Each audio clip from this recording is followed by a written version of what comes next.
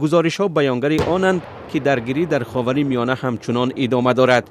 نظامیان اسرائیلی گفتند که روز 26 مارس در لبنان 2 سرباز 21 ساله اسرائیلی کشته شدند.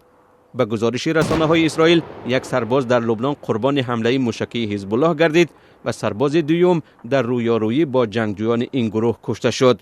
منبع‌های امنیتی میگویند که در یک حمله هوایی اسرائیل به یک استحکام مربوط به حزب الله که امریکا و اروپا آن را سازمان تروریستی می‌دانند، در کناره‌های جنوبی بیروت ضربه زده شد.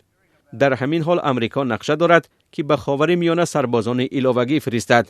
نشریه وال استریت جورنال روز 26 مارس نوشت که پنتاگون در فکر فرستادن 10,000 سرباز اضافی است تا به پرزیدنت دونالد ترامپ امکانات‌های بیشتری حربی فراهم نماید. هرچند در عین زمان او تلاش دارد که ایران را وادار نماید تا طرح صلح عبارت از 15 بند را بپذیرد.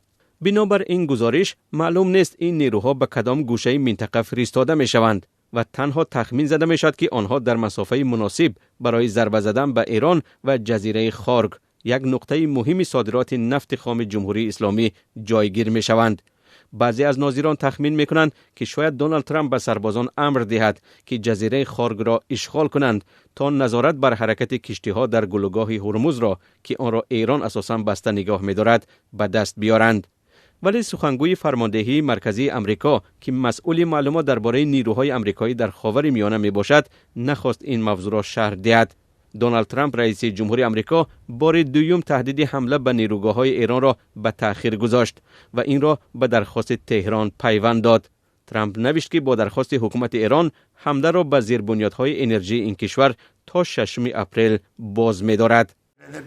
آنها را تارومار کردیم کی نمیخواهد مذاکره کند. آنها زاری دارند که سازش به دست داریم. ما میبینیم که آیا سازش درست حاصل می شود یا نه. اگر آنها یک سازش با منشأت بکنند، گلوگاه هرمز را باز میکنند. ترامپ روز 21 مارس تهدید کرده بود که اگر در 48 ساعت باریکه هرمز باز نشود، نیروگاه‌های ایران را تارومار میکند.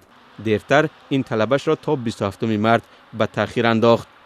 مقامات بلندپایه در تهران وجود مذاکرات یا گفت و شنید را با واشنگتن رد میکنند، ولی روز 25 مارس گفتند که پیشنهاد امریکا را میآموزند. آنها در مقابل 15 طلب واشنگتن 5 شرط آتشبس خود را پیش گذاشتند. در تحولات دیگر، رهبر اداره حقوق بشر سازمان ملل روز 27 مارس از امریکا خواست که حمله مرگبار را به مکتب میانه در ایران در پایان ماه فوریه که بیش از 150 کشته و صدها مجروح بر جای گذاشت به انجام رساند. ولکر تورک در جلسه شورای حقوق بشر سازمان ملل در شهر ژنو گفت مقامات بلندپایه آمریکایی گفتند که این حادثه را تفتیش میکنند و دعوت کرد که این جریان به زودترین فرصت انجام یابد و نتیجه هایش آشکار کرده شود.